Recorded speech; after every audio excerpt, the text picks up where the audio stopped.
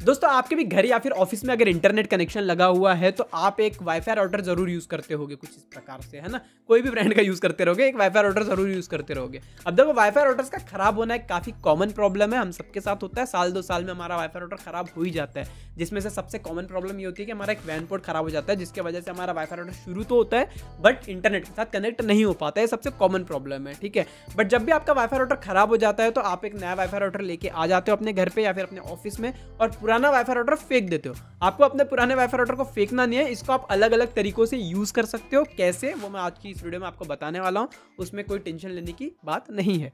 But देखो सबसे common problem, जैसे कि मैंने बोला कि हमारा वैन पोर्ट खराब हो जाता है ना। कि अब ये क्यों खराब होता है, क्योंकि बारिश वारिश का मौसम जब आता है, बिजली कड़कती है और हमारा वाईफाई राउटर शुरू ही रहता है अगर हमारे घर में या फिर ऑफिस में, तो यहाँ पे थोड़ा पावर सर्ज हो जाता है, जिसकी वजह से वैन पोर्ट खराब हो जाता है और हमारा वाईफाई राउटर स्टार्ट तो होता है बट इंटरनेट के साथ कनेक्ट नहीं हो पाता, है ना।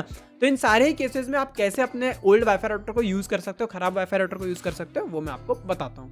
अब देखो सबसे पहली बात तो आपको अपने जो ओल्ड वाईफाई राउटर है उसको रीसेट करना है। उसको रीसेट करने के लिए क्या करना है, उसको आपको कनेक्ट कर लेना है पावर के थ्रू, मतलब उसको आपको अडेप्टर कनेक्ट कर लेना है। अपने वाईफाई राउटर को स्टार्ट करो और ये जो यहाँ पे ऊपर रीसेट की बटन होती है ब्लैक कलर की, मैं आपको अच्छे से दिखा देता हूँ। जो आपको यहाँ पे रीसेट की बटन दिखाई देती है WPS रीसेट की, इसको आपको दबा के रखना है 15 से 20 सेकंड के लिए। 10-15 सेकंड आप इसको दबा के रखोगे तो आपका वाईफाई राउटर जो है वो अपने आप रीसेट हो जाएगा और रीस्टार्ट होने लग जाएगा। अब अगर आपके वाईफाई राउटर में कोई बटन नहीं है WPS और रीसेट की, तो वहाँ पे एक छेद कहीं दिया हुआ रहेगा, उस छेद में आपको पिन डालना है जहाँ पे भी लिखा हुआ रहेगा WPS/रीसेट। वहाँ पे अगर छेद रहेगा उसी छेद में डालना है, कोई भी छेद में मत पिन घुसा देना, है ना। तो वो छेद में, रीसेट वाले छेद में आपको पिन डालना है, उसको दबा के रखना है 10-15 सेकंड के लिए। आपका वाईफाई राउटर रीसेट हो जाएगा। जैसे ही आपका वाईफाई राउटर रीसेट हो जाएगा, रीस्टार्ट हो जाएगा, तो आप अपने वाईफाई राउटर को अगर पीछे घुमा के देखोगे तो आपके वाईफाई राउटर के पीछे डिफॉल्ट एडमिन का मतलब जो ID और पासवर्ड होता है वो वहाँ पे आपको लिखा दिखेगा, और वहाँ पे आपको डिफ़ॉल्ट वाईफाई पासवर्ड क्या है आपके वाईफाई राउटर का वो भी आपको वहाँ पे देखने मिल जाएगा। तो उन दोनों चीज़ को आपको नोट करके रख लेना एक जगह पे। नहीं भी नोट करोगे तो आपके राउटर के पीछे तो नोटेड ही है ना, वहाँ से आप देख ही सकते हो कभी भी। अब रीसेट होने के बाद में जैसे आपका वाईफाई राउटर रीसेट हो जाता है पुराना वाला, उसको आप कनेक्ट कर सकते हो। चाहे तो आप अपने एक मोबाइल फ़ोन से कनेक्ट कर लो, अगर आपका वाईफाई का सिग्नल आ रहा है आपके उस वाईफाई राउटर में तो मोबाइल के थ्रू कनेक्ट कर लो, और आपके जो वाईफाई का सिग्नल रहेगा वो अब रीसेट हो चुका है, तो आपका जो राउटर का नाम रहेगा वही आपके वाईफाई सिग्नल का नाम रहेगा। तो वो वाईफाई सिग्नल के नाम पे जाके उसको आपको कनेक्ट कर लेना। पासवर्ड क्या रहेगा वो आपके राउटर के पीछे दिया हुआ है। या तो फिर आप क्या कर सकते हो, आप इथरनेट केबल थ्रू कोई भी PC या फिर लैपटॉप अपने इस ओल्ड वाईफाई राउटर के साथ कनेक्ट कर सकते हो, और वहाँ पे आपको ID पासवर्ड डालने की जरूरत नहीं पड़ती है, डायरेक्टली वो कनेक्ट हो जाता है आपके राउटर के साथ में। अब जैसे ही आप कोई भी एक डिवाइस कनेक्ट कर लोगे अपने उस वाईफाई राउटर के साथ में, तो आपको क्या करना है, आपको एक वेब ब्राउजर ओपन करना है, अपना एक इंटरनेट ब्राउजर ओपन करना है, और वहाँ पे आपको जाना है 192.168.0.1 इस IP पे। अगर ये IP से आपका राउटर का मेन जो गेटवे पैनल होता है, अगर वो डैशबोर्ड जो होता है वो नहीं ओपन हो रहा है, तो आपको जाना है 192.168.1.1। इन दोनों में से कोई ना कोई एक IP आपके लिए काम कर ही जाएगी, और जो भी IP काम करेगी तो आपके सामने कुछ इस प्रकार से यहाँ पे आपके वाईफाई राउटर का एक डैशबोर्ड जो है, लॉगिन पेज जो है वो ओपन हो जाएगा। अब हो सकता है यहाँ पे आपको मेरे तरीके जैसे मुझे पूछ रहा है ये create login password, direct create login password करने को बोल दे, तो आपको वहाँ पे बस डायरेक्टली एक नया पासवर्ड डाल के वहाँ पे अपना एक नया पासवर्ड को क्रिएट कर लेना और आपका डायरेक्ट लॉगिन हो जाएगा। अब अगर वहाँ पे आपको लॉगिन करने के लिए बोल रहा है तो वहाँ पे आपको यूजर ID और पासवर्ड मांगेगा, तो वो यूजर ID और पासवर्ड आपके राउटर के पीछे दिया हुआ रहेगा, तो वो ID और पासवर्ड आप डाल सकते हो। जैसे मेरे केस में एडमिन ही दिया हुआ है यूजर ID और पासवर्ड, तो वो अगर मैं यहाँ पे डालूंगा लॉगिन पेज पे तो वहाँ से लॉगिन हो जाएगा, ठीक है। बट यहाँ पे क्योंकि मैं क्रिएट पासवर्ड कर रहा हूँ, तो यहाँ पे अब मैं जो भी पासवर्ड डालूंगा वो पासवर्ड मुझे यूज करना पड़ेगा डिफॉल्ट यूजर नेम एडमिन के साथ में, ठीक है। तो आपका जो भी रहेगा उस हिसाब से आपको यहाँ पे लॉगिन कर लेना है अपने वाईफाई राउटर के डैशबोर्ड पे, ठीक है। जैसे आप लॉगिन कर लोगे तो आपको अपना डैशबोर्ड कुछ इस प्रकार से दिखाई देगा, कुछ सेटिंग्स वहां पे आपको दिखाई देगी। अब देखो यहाँ पे हमने अपने ओल्ड वाईफाई राउटर को रीसेट कर दिया है, और वहां पे हमने ये भी देख लिया कि उसके डैशबोर्ड को कैसे एक्सेस करना है, लॉगिन कैसे करना है।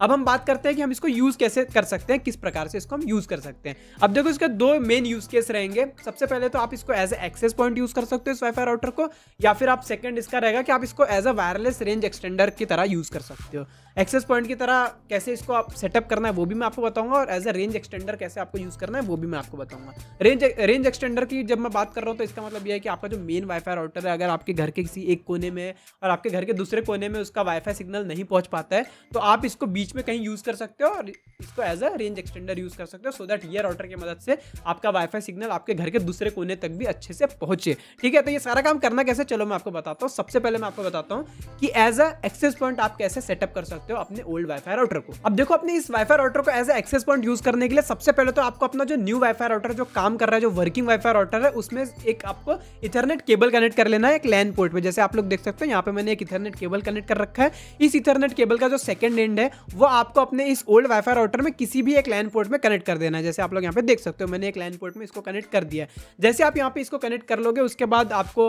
अपना वही डैशबोर्ड ओपन कर लेना है अपने इस राउटर का। इस राउटर को स्टार्ट करके जो मैंने आपको थोड़ी देर पहले बताया था 192.168.0.1 या फिर 192.168.1.1 पे जाके वहाँ पे लॉगिन करने का जैसे आप डैशबोर्ड ओपन कर लोगे तो वहाँ पे आपके सामने कुछ ऐसा यहाँ पे ऐसा स्क्रीन दिखाई देगा जहाँ पे आपको मल्टीपल ऑप्शंस दिखाई देंगे, सेटिंग्स दिखाई देंगे आपके वाईफाई राउटर का। आपको जाना है क्विक सेटअप वाले ऑप्शन पे। जैसे यहाँ पे आप देख सकते हो लेफ्ट हैंड साइड में क्विक सेटअप का ऑप्शन है, वहाँ पे आपको क्लिक कर लेना है।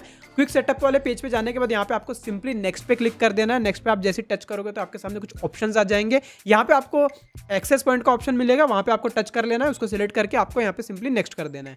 जैसे आप नेक्स्ट करोगे तो यहाँ पे आपको एक्स्ट्रा चीज़ें पूछेगा, ये ऑप्शन देगा कि आप अपने वाईफाई का नेम चेंज कर सकते हो, पासवर्ड चेंज कर सकते हो, बट यहाँ पे मैं डिफॉल्ट ही रहने दूंगा इसको, आप लोग देख सकते हो। और यहाँ पे मैं सिंपली नेक्स्ट पे क्लिक कर दूंगा।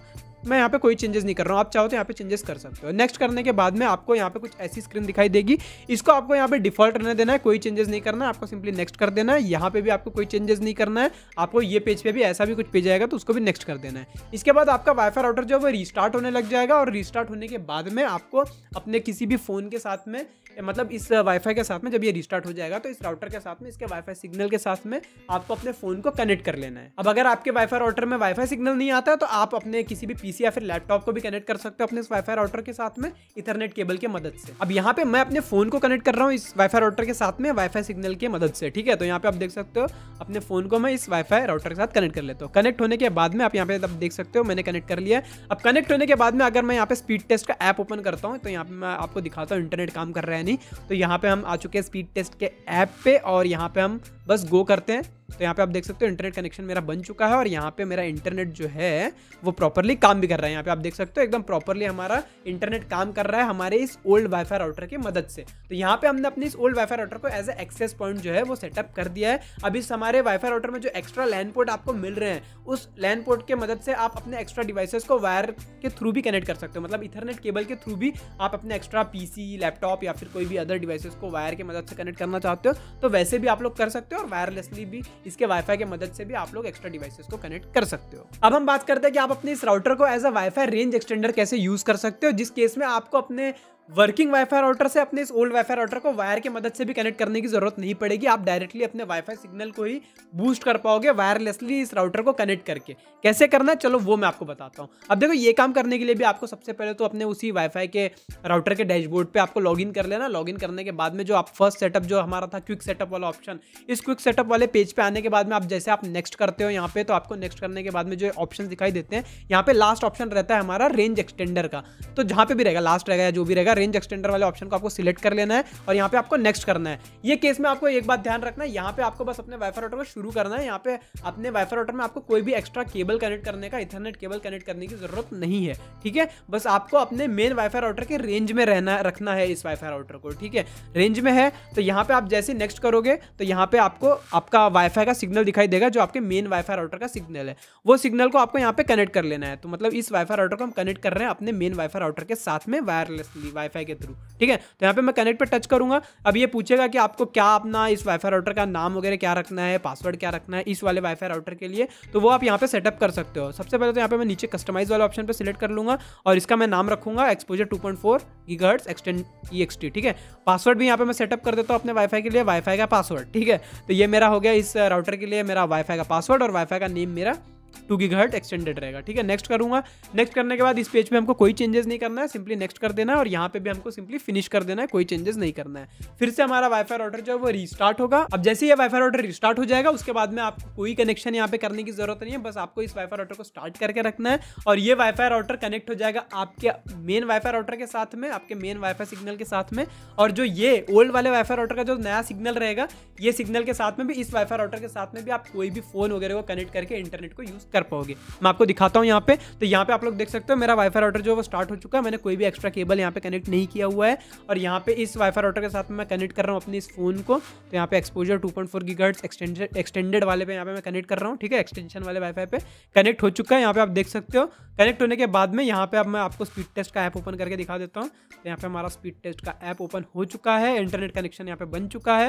यहाँ पे मैं गो पे कर रहा हूँ, आप लोग देख सकते हो यहाँ पे भी हमारा जो इंटरनेट है वो काम करने लग गया है। तो कुछ इस प्रकार से आप लोग अपने ओल्ड वाईफाई राउटर को एज अ रेंज एक्सटेंडर भी यूज कर सकते हो। अभी इस वाईफाई राउटर को आप अपने घर में किसी बीच में मतलब सेंटर पार्ट में कहीं रखो जहां तक आपके मेन वाईफाई राउटर का रेंज आता है और उसके बाद में ये वाईफाई राउटर का रेंज जो है वो आपके घर के दूसरे एंड तक पहुंच जाएगा जहां तक आपके मेन वाईफाई राउटर का रेंज नहीं आ रहा था। तो कुछ इस प्रकार से आप लोग अपने ओल्ड खराब वाईफाई राउटर्स को भी यूज कर सकते हो अपने घर में या फिर अपने ऑफिस में। वीडियो अगर आपको हेल्पफुल लगी, पसंद आई तो वीडियो को लाइक जरूर कर देना। चैनल पे नए हो तो चैनल को सब्सक्राइब भी कर सकते हो। ये वीडियो को हम लोग यहाँ पे एंड करते हैं। मैं मिलता हूँ आप लोगों से नेक्स्ट वीडियो में, तब तक के लिए बाय बाय।